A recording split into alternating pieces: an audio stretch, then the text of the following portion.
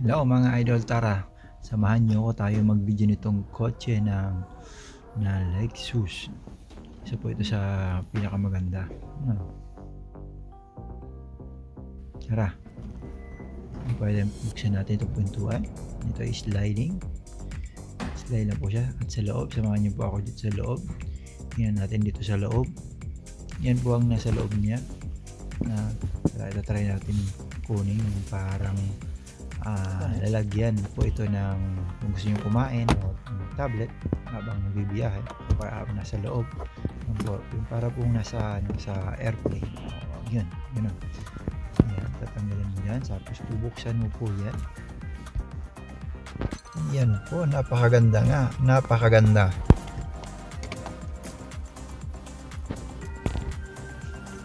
Yan, at binuksan ko rin yung isa pa kasi dalawa po yan, dalawang upuan lang kasi nasa, pero napakaganda niya kasi may sarili siyang pang massage.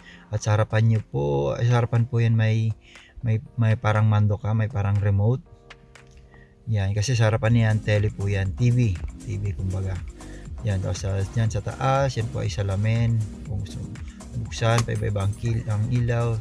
Tapos tago ko na muna itong lalagyan ng tablet o kung gusto mong kumain yan, tago ko na muna yan kasi naililigpit ko yan para hindi makaharang sa yung upuan.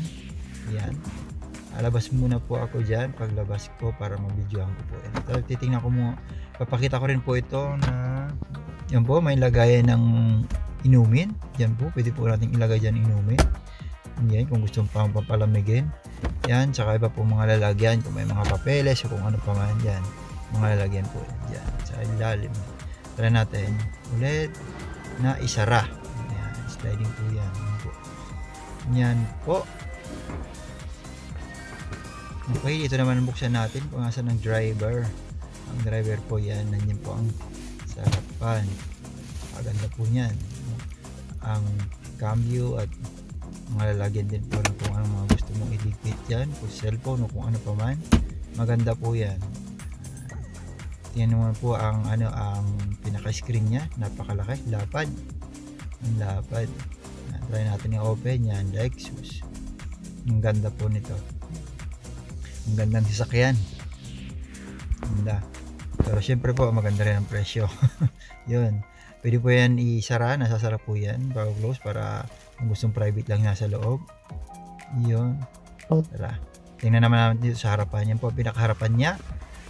Yan, ipakita ko po sa inyo ang harapan, ang side.